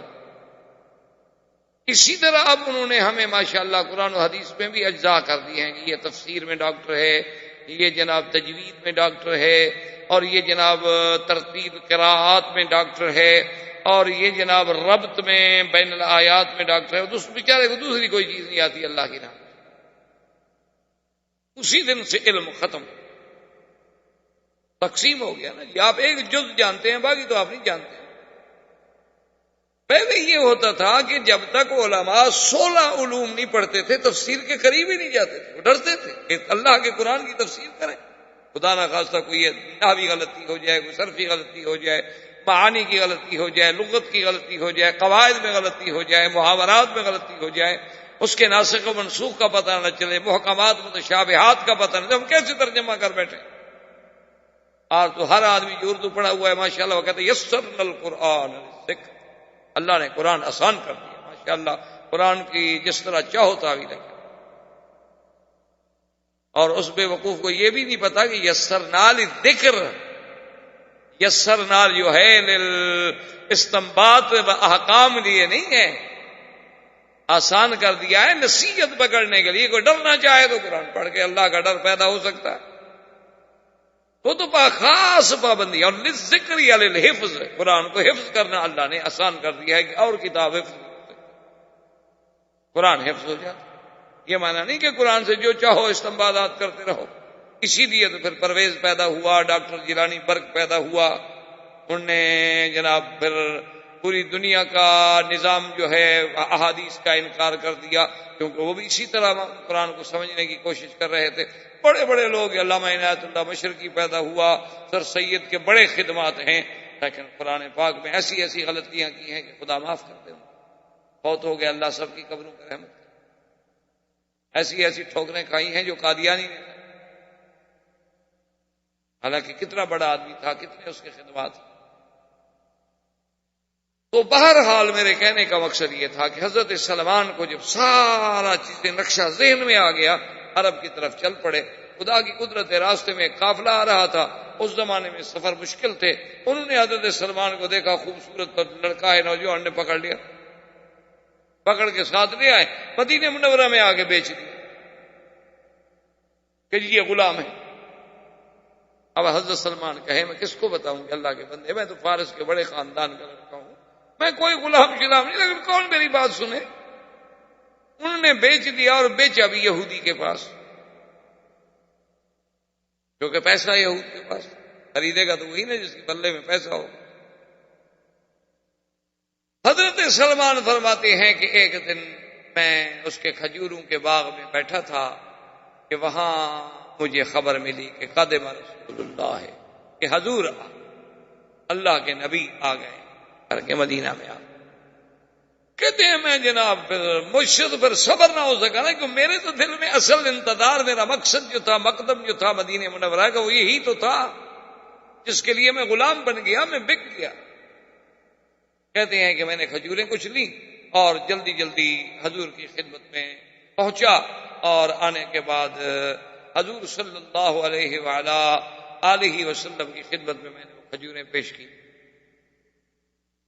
کھجوریں پیش جب میں نے کی تو حضور نے فرمایا کیا ہے؟ میں نے کہا حضور یہ صدقے کی کھجوریں ہیں، خیرات کی، صدقہ ہے۔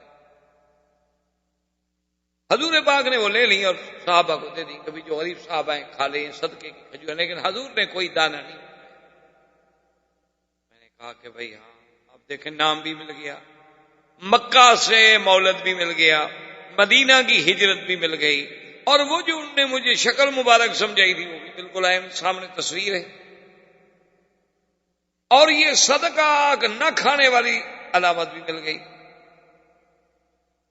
دوسرے دن پھر میں حاضر ہوا، میں نے کچھ کھجوریں پیش کی، حضور نے فرمایا ما ھذا سلمان یہ کیا ہے؟ میں نے کہا حضور یہ ہدیہ ہے۔ فقبلہ، حضور نے قبول فرما لی، اپنے سامنے رکھی، آپ نے بھی تناول فرمائی، صحابہ نے بھی تناول فرمائی۔ میں نے کہا الحمدللہ، یہ علامت جو تھی نا، نشانی میرے لیے، یہ بھی پوری ہو گئی۔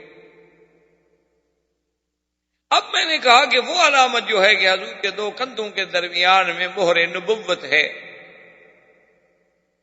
اب مہر نبوت میں کیسے دیکھوں؟ میں کیسے کہہ سکتا ہوں حضور پاک سے کہ جی قمیص اتارے میں نے مہر دیکھنی ہے؟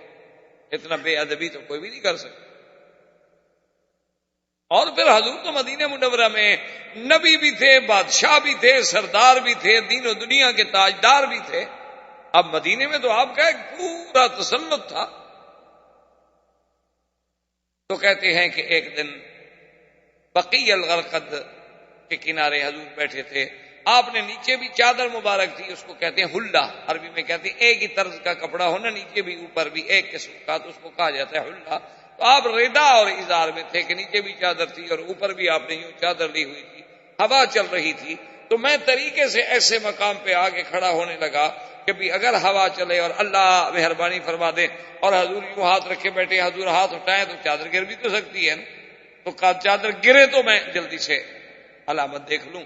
تو جب میں اس مقام پہ آ کے کھڑا ہوا تو فرمایا سلمان ادھر آ،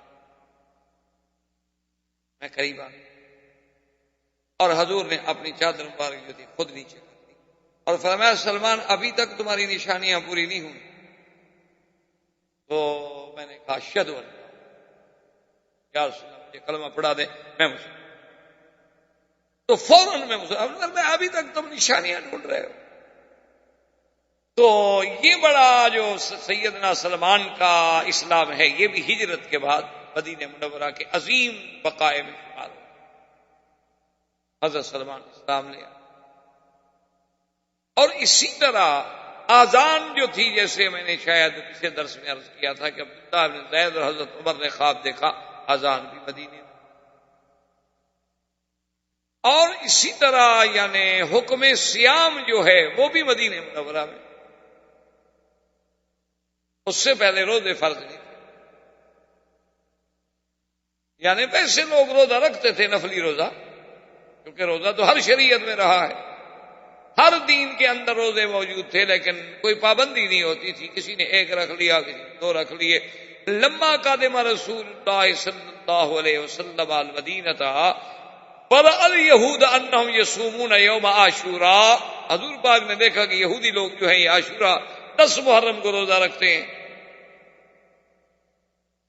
جیسے ہمارے ملک میں تو کوئی عاشورہ کا روزہ ہے نہیں، مقصد لوگ سمجھتے ہیں کہ شاید حضرت حسین کی وجہ سے ہے، یہ سب سے بڑی جہالت ہے۔ حضور جب مدینے میں ایک تشریف لے گئے، ابھی تو بی بی فاطمہ کا حضرت علی سے نکاح بھی نہیں ہوا، حضرت حسین تو پیدا بھی نہیں ہوئے، حضور نے جب دیکھا کہ یہود جو ہیں 10 محرم کو روزہ رکھتے ہیں تو آپ نے ان کے علماء کو، ان کے احبار کو بلا کے پوچھا لم تصومون یوم عاشوراء، ان دنوں میں تم روزہ کیوں رکھتے ہو؟ انہوں نے کہا کہ یا رسول اللہ، اصل میں یہ آج کا دن جو ہے نا، یہ ایسا دن ہے کہ ان اللہ اغرق عدونا فرعون وانجا موسیٰ علیہ السلام کو اللہ نے نجات دی تھی اسی دن میں، اور فرعون کو غرق کیا تھا، تو ہم اپنے پیغمبر کی اس کامرانی اور کامیابی میں اور دشمن کی ہلاکت کی خوشی میں اس دن اللہ کی عبادت کرتے ہیں اور روزہ رکھتے ہیں۔ آپ نے فرمایا انا احق بموسیٰ منکم، کہ موسیٰ علیہ السلام کے ساتھ پھر میرا تعلق زیادہ ہے تم سے۔ اور آپ نے حکم فرما دیا اپنے صحابہ کو کہ سب روزہ رکھو اب جب عاشوراء آئے، لیکن ایک بات کا خیال کرو، صوموا یومین، 2 دن کا روزہ رکھو، 9 اور 10 کا یا 10 اور 11 کا، تاکہ ہم روزہ بھی رکھ لیں اور یہود کی مشابہت بھی نہ ہو جائے۔ وہ تو ایک روزہ رکھتے ہیں نا، ہم تو 2 رکھیں۔ دیکھو یعنی اللہ پاک کے نبی کے ذرا اس فرمان کو سمجھو کہ نماز میں، روزے میں، عبادت میں بھی تشبہ بالیہود حضور کو گوارا نہیں، اور ہم تو شکل میں کرتے ہیں، ہم تو لباس میں کرتے ہیں، ہم تو عادات میں کرتے ہیں، حالانکہ روزہ ہے، روزہ تو اللہ کی عبادت ہے۔ لیکن آپ نے فرمایا خالف الیہود، صوموا، 2 روزے رکھو یومین، یا تو 9 اور 10 یا 10 اور 11۔ تو اب اس کے بعد پھر اللہ نے حکم دیا کہ یا ایھا الذین آمنوا کتب علیکم الصیام کما کتب علی الذین من قبلکم، اللہ نے حکم دیا کہ ایمان والو، روزے تم پہ ہم نے فرض کر دیے ہیں، اور یہ صرف تم پہ فرض نہیں، تم سے پہلے لوگوں پر بھی اللہ تبارک و تعالی نے فرض کیے، اور اس میں گھبرانے کا مسئلہ نہیں، ایام معدودات، کچھ دن ہی تو ہیں، یہ نہیں ہے کہ سارا سال ہم روزے رکھیں۔ ان پروفیسروں نے جو قرآن سمجھا ہے نا، وہ کہتے ہیں کہ ایام معدودات جمع ہے، اور جمع زیادہ سے زیادہ 3، وہ کہتے ہیں 3 روزے کافی ہیں۔ یہ تو مولویوں نے مہینے کا چکر چلا رکھا ہے، انہوں نے قرآن کو یوں سمجھا ہے۔ پڑھے لکھے لوگ ہیں نا، جدید علوم سے ماشاءاللہ باہر ہیں، کسی نے قرآن سمجھا ہے آکسفورڈ سے، کسی نے سمجھا ہے ہارورڈ سے، مدینے سے نہیں سمجھا، مدینے سے سمجھتے تو پھر تو کبھی غلطی نہ ہوتی۔ وہ اللہ کے بندے، جس نبی پر قرآن اتر رہا ہے اس نے 1 مہینہ روزہ رکھا ہے یا 4 دن رکھا ہے؟ اس سے زیادہ قرآن سمجھنے والا ہمارے پاس کوئی ہے؟ پھر عید الفطر کا کیا معنی کہ صوموا لرؤیتکم وافطروا لرؤیتکم، چاند چڑھے گا تو روزہ، چاند چڑھے گا تو ختم، مہینہ تو خود بخود ہو گیا۔ فمن شہد منکم الشہر فلیصمہ، جب مہینے کا چاند دیکھے تو روزہ رکھے۔ اگر مہینہ ضروری نہیں تھا، چند روزے رکھنے تھے، تو پھر تو کسی وقت رکھ دیے جاتے، چاند دیکھنے سے کیا مطلب؟ لیکن یہ تو بادشاہ لوگ ہیں، ان کی مرضی ہے۔ خرد کا نام جنو رکھ دیا اور جنو کا نام خرد۔ جیسے آپ نے دیکھا نا، ابھی کہتے ہیں دیکھو جی کہ ملا کتنے بے وقوف ہیں، کہتے ہیں پاگل ہیں، کہ اب ہمارے پاس اتنے بڑے ذرائع موجود ہیں، ہمارے پاس اتنے بڑے یعنی خلا میں ہمارے سائٹ موجود ہے، ہم تو 1 مہینہ پہلے آپ کو بتا سکتے ہیں کہ چاند کب نکلے گا۔ تو یہ عجیب لوگ ہیں، مولوی صاحبان پاگل ہیں، کہتے ہیں جی چاند دیکھو، چاند دیکھو، چاند دیکھو، اور دیکھو پتہ نہیں کمال ہے، ان کو پتہ نہیں نظر ہی کیسے آ جاتے ہیں، حالانکہ ابھی تو چاند پیدا نہیں ہوتا۔ نیو مون جو ہے وہ اتنے 48 گھنٹے سے پہلے تو کسی کو نظر ہی نہیں آ سکتا، اس کی ولادت ہوگی، وہ بچہ ہے وہ پیدا ہوگا، وہ نظر آنے کے قابل تو آئے نا۔ اور پھر ہمارے پاس جب اتنے جدید آلات موجود ہیں، ہم تو بالکل منظار سے ڈھونڈ کے آپ کو بتا سکتے ہیں یہ دیکھو جی ہے یا نہیں۔ اور جناب کتابیں لکھ لکھ کے اتنا برسے ہیں نا علماء پر کہ ایک نوجوان چھوٹا بچہ ہو جو بیچارہ ابھی 5ویں جماعت پڑھتا ہے، اس کے دماغ میں آپ جو مولویوں کی نفرت بھرنی شروع کریں ایم اے تک، وہ بڑا ہو کے کیا کرے گا؟ غریب، اس غریب کا کیا گناہ ہے؟ اس کے دماغ میں آپ یہ بٹھاتے جائیں کہ دیکھو جی مولوی کہتا ہے زمین نہیں گھومتی، دیکھو پاگل ہے کہ نہیں؟ وہ بڑے بڑے ہمارے سائنس والے کہتے ہیں زمین گھومتی ہے، اور دیکھو جی یہ مولوی کہتا ہے کہ بھئی چاند دیکھو، آنکھوں سے دیکھو، آنکھوں سے دیکھو، ڈھونڈو، پہاڑوں پہ چڑھو اور جاؤ اور تلاش کرو اور گواہ لاؤ. تو کیسا بے وقوف ہے؟ جب مشینیں موجود ہیں تو ڈھونڈنے کی کیا ضرورت ہے؟ گواہ لانے کی کیا ضرورت ہے؟ خواہ کسی کو پہاڑ پہ چڑھاؤ، پاؤں پھسلے مر جائے بیچارہ. نے کہا دیکھو پاگل ہے مولوی کے نہیں. اور دیکھو نے کہا کمال ہے، جب انگریز کی کرسمس تو ایک دن میں ہو اور مسلمانوں کی عیدیں دو ہوں. دیکھا کیسے پاگل لوگ ہیں مسلم. یہ سب ان مولویوں نے ان کو خراب کیا. یہ مولوی ہے نا، ان کا دماغ ہی خراب. یہ لوگوں کو پھر پیچھے لے جانا چاہتے ہیں.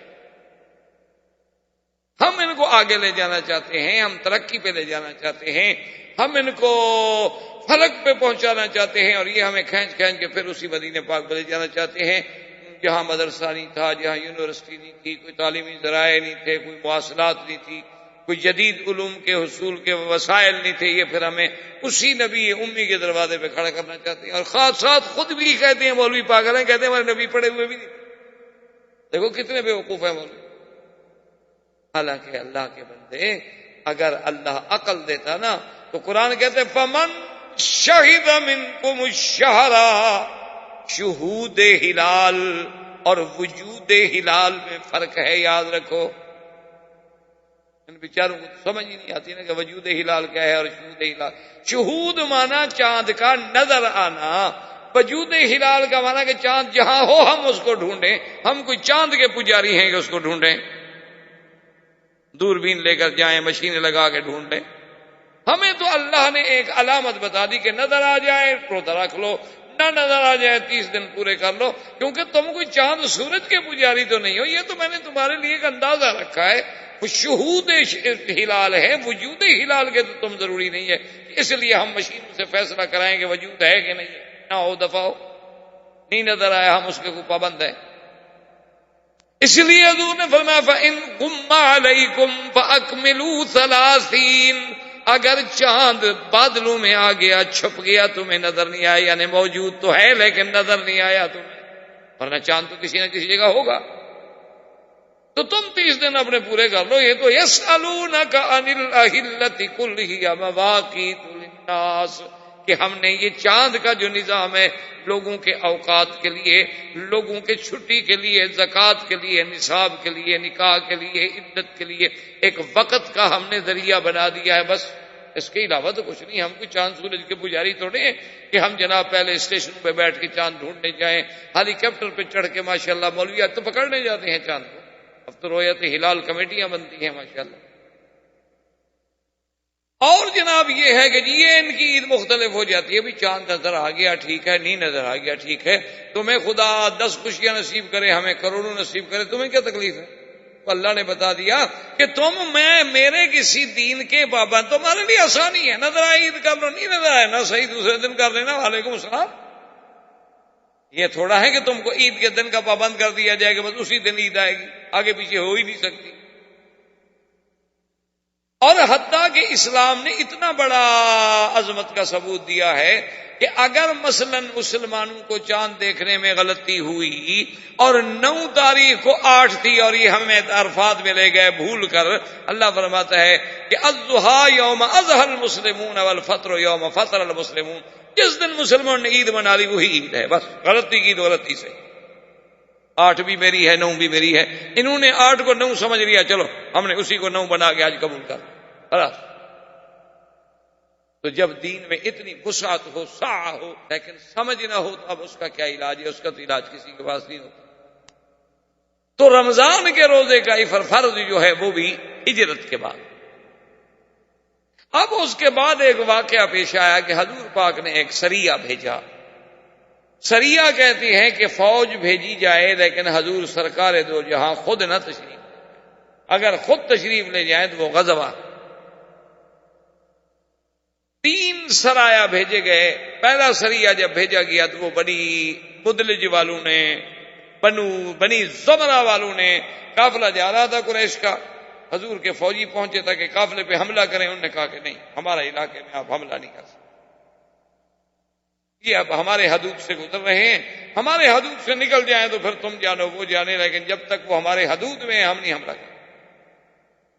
تو خیر وہ نکل گئے اور مسلمان خالی. دوسرا سریہ حضور صلی اللہ علیہ وسلم نے بھیجا تو بنی مدلج نے روک لیا، وہ بھی خالی واپس آ گیا۔ یہ سب مدینے میں ہو رہا ہے ہجرت کے بعد۔ تیسرے سریے میں حضور صلی اللہ علیہ وسلم نے صحابہ کو حکم دیا کہ جائیں، اور جانے والے کتنے ہیں؟ صرف 8 آدمی، اور ان کو حضور نے ایک خط مبارک دیا۔ اس خط کو لکھ کے آپ نے کہا کہ اس کو پڑھنا نہیں، تم جاؤ سفر کرو، اور 2 دن کا سفر جب کر لو تو پھر خط پڑھنا۔ میں نے کہا جی بہت اچھا۔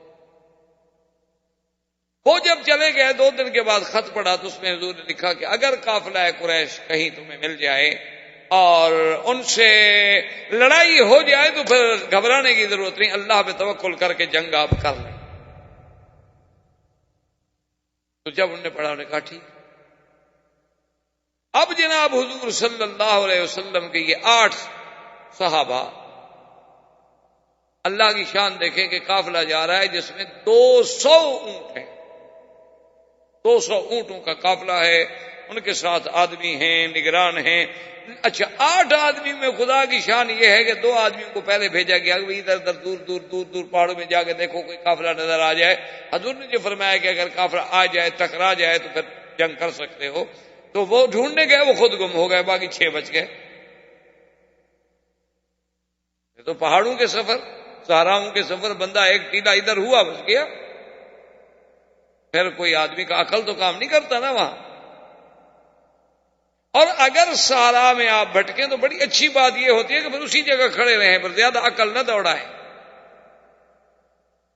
ورنہ آپ جتنا تلاش کی کوشش کریں گے اتنی گم ہوتے چلے جائیں گے آپ۔ تو اب 6 آدمی بچے تو 6 آدمی نے جا کے حملہ کر دیا قافلے پہ۔ اچھا وہ قافلے والے ایسے ڈرے کہ وہ قافلے چھوڑ کے بھاگے۔ 2 آدمی انہوں نے ان کے قید کر لیے، اس کا ایک کا نام حکیم ابن کیسان تھا اور ایک کا نام عثمان ابن عبداللہ تھا۔ اس کو قید کر کے اور 200 اونٹوں پر مال لے کے جناب یہ مدینہ پہنچی۔ سب سے پہلی غنیمت تھی مسلمانوں کے لیے جو مدینے میں پہنچی، 200 اونٹوں پر مال لدا ہوا ہو، معمولی سی بات تو نہیں ہوتی نا اس زمانے میں۔ لیکن مشکل یہ ہو گئی کہ یہ جب واقعہ ہوا تو صحابہ نے سمجھا کہ 1 شعبان ہے، حالانکہ وہ 30 رجب تھی۔ یہ مغالطہ ہو گیا کہ صحابہ نے تو یہ سمجھا کہ شعبان داخل ہو گیا، اور ہاں شعبان داخل ہو گیا ہے، 1 ہو گئی ہے، حالانکہ وہ 30 رجب تھی، اور رجب من اشہر الحرم تھا کہ رجب جو ہے وہ تو ان مہینوں میں تھا جن میں لڑائی بند ہے۔ اب جناب مکے والوں کو جب خبر ملی کہ قافلہ ہمارا لوٹا گیا، 2 بندے پکڑے گئے، ان نے تو جناب پورے قبائل میں شور کر دیا کہ ان محمد صلی اللہ علیہ وسلم احل الشہر الحرم، کہ حضور پاک نے حرمت توڑ دی اور حرمت والے مہینے جو ان میں قتال آپ نے حلال کر دی، ہمارے ساتھ رجب میں لڑائی۔ اسی لیے تو ہمارا قافلہ مطمئن آ رہا تھا نا کہ رجب میں آ رہا ہے، اس لیے ہم نے تو کوئی اس کا حفاظتی انتظامات بھی نہیں کیے کہ رجب میں تو کوئی لڑائی ہوتی نہیں۔ اللہ نے قرآن یسألونک عن الشہر الحرام قتال فیہ، اللہ نے قرآن اتارا کہ میرا مدنی شہر حرم میں پوچھتے ہیں کہ جنگ کا کیا حکم ہے، کہہ دو کل قتال فیہ کبیر، بڑا گناہ۔ لیکن کسی کو مکے سے نکالنا، مسجد حرام سے نکالنا، وہ تو اس سے بھی بڑا گناہ ہے۔ آج میرے نبی پر تو اعتراض کر رہے ہیں، انہوں نے ظلم کرنے میں کبھی مکے میں بھی سوچا تھا کہ آج رجب ہے؟ اور اس کے بجائے مسلمانوں پہ عرصہ حیات تنگ کر دینا، والفتنۃ اکبر من القتل۔ کیا کہتے ہیں اعتراض؟ کس بات سے اعتراض کر رہے ہیں یہ ظالم لوگ؟ خیر جب ان کا وفد آیا حضور کے بعد، جب قافلہ، آپ نے فرمایا کہ اللہ کے بندے تم نے رجب میں لڑائی کی۔ احباب کرام، اس کے بعد اب آپ اس مبارک سلسلے کی CD نمبر 16 سماعت فرمائیں۔